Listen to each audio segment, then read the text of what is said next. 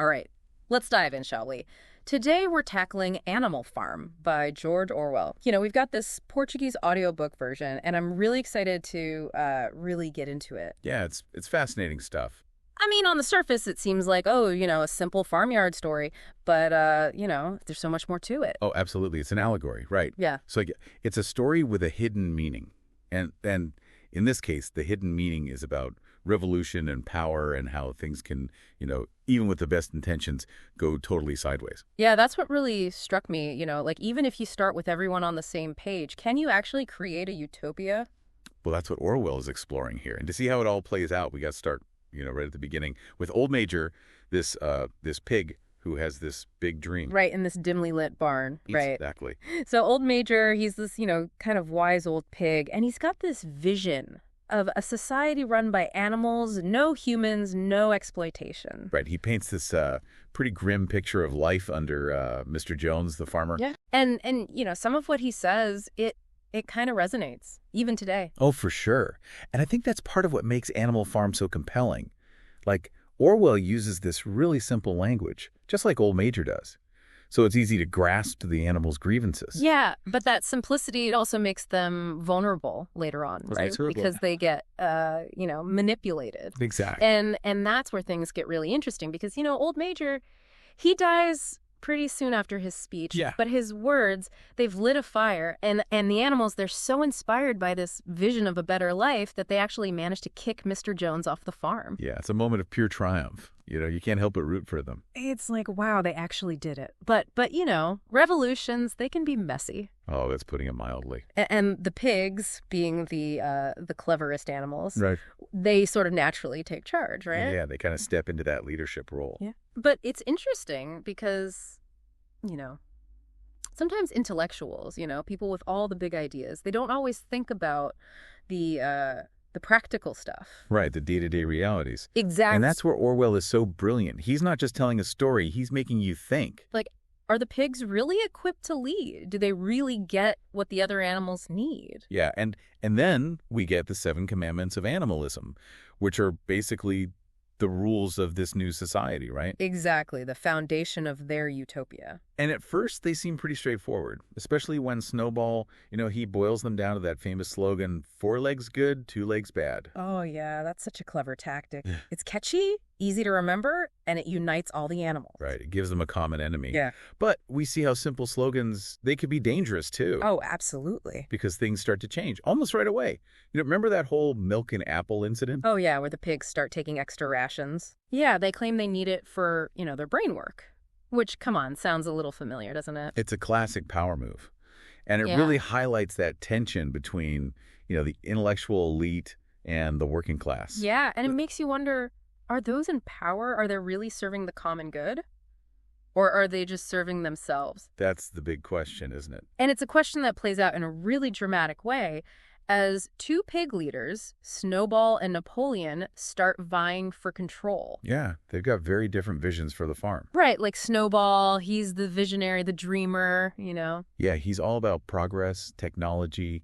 He wants to build a windmill to bring electricity to the farm. I can just picture him with his blueprints. Oh, totally. So passionate, so full of ideas, but maybe a little naive. Maybe, yeah.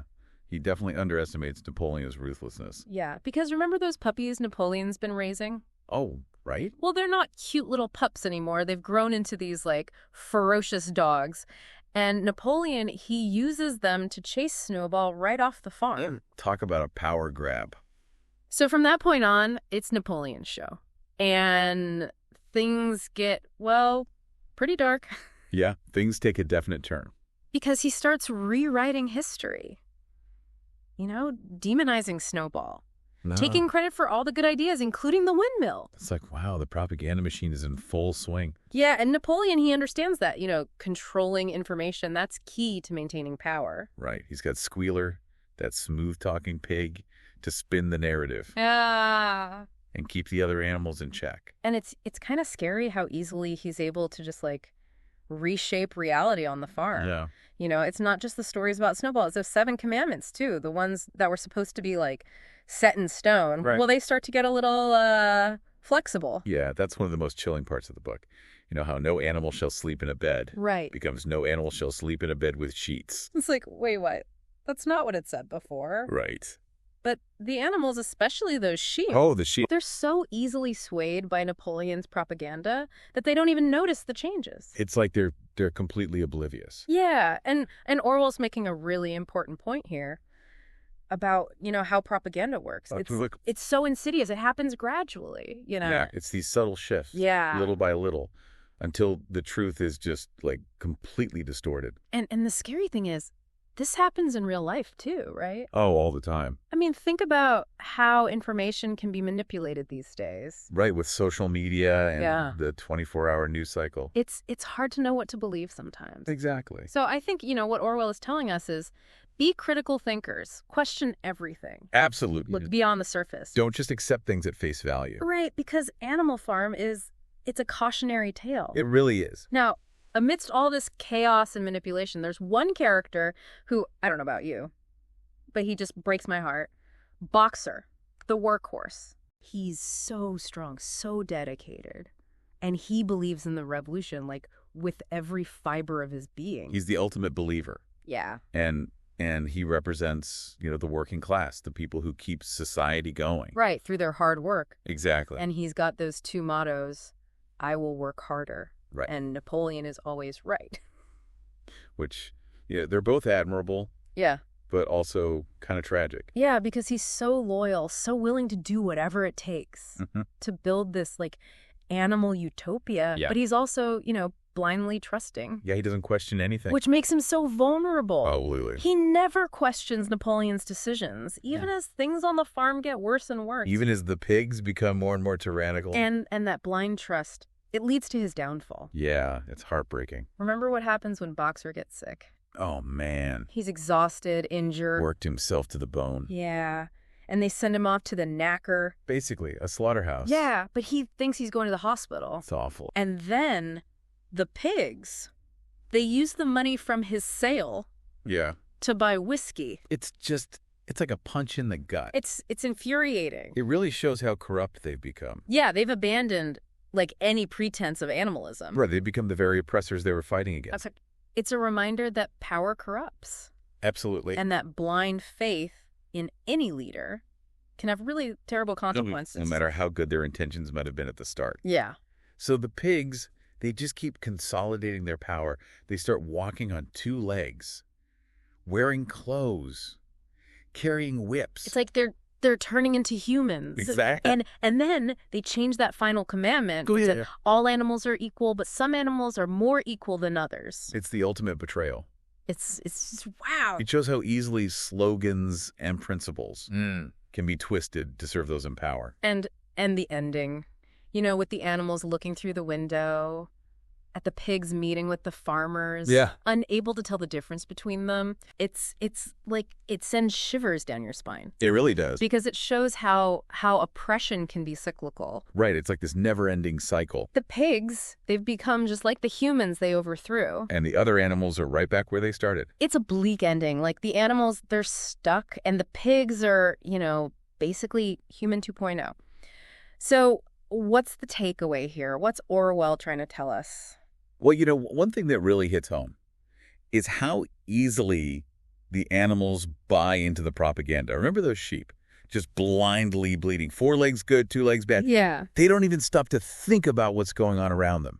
And it's not just the sheep, right? Like most of the animals, right, except maybe Benjamin the donkey, they all get caught up in the revolutionary fervor. Yeah, they're so desperate for change, they want to believe in a better future, that they become easy targets. Yeah, and that's where I think Orwell is giving us this powerful warning about critical thinking. Oh, absolutely. We have to question what we're told, analyze information, form our own opinions. But we can't just blindly accept whatever those in power are telling us. Because if we do, we risk becoming those sheep.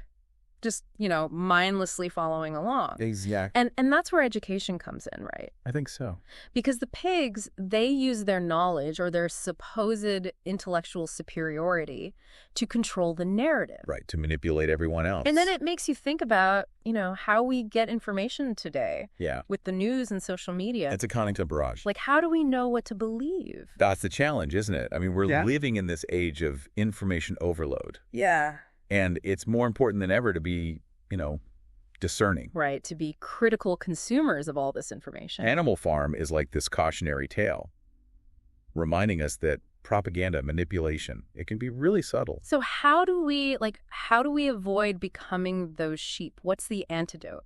I think Orwell would say it comes down to individual responsibility. Like, we each have a responsibility to be informed, to think critically, and to speak out when we see injustice. So it's not about being, cynical or distrusting everything, but it's about, being aware of the potential for manipulation. Right, and being willing to question the narratives. Yeah. And to be fair, it's not always easy. Standing up to power can be scary, especially when everyone else is just going along with it. Right. But, Animal Farm shows us that silence can be dangerous. It's a call to action. We can't just sit back and expect other people to fight for us. We all have a role to play. Exactly. In creating the world we want to live in. So for our listeners who might be feeling, a little overwhelmed by all this, what's the, one key takeaway you would leave them with? Don't be a sheep. I love that. Think for yourself, question everything, and stand up for what you believe in. Don't be a sheep. What a powerful message. It's been amazing exploring Animal Farm with you. And to everyone listening, we hope this deep dive has, sparked some new ideas, maybe even inspired you to revisit Animal Farm or check it out for the first time. It's a classic for a reason. It really is. And the message, it's more relevant than ever. Until next time, keep those minds sharp, keep those questions coming, and don't be afraid to challenge the status quo. And of course, don't be a sheep.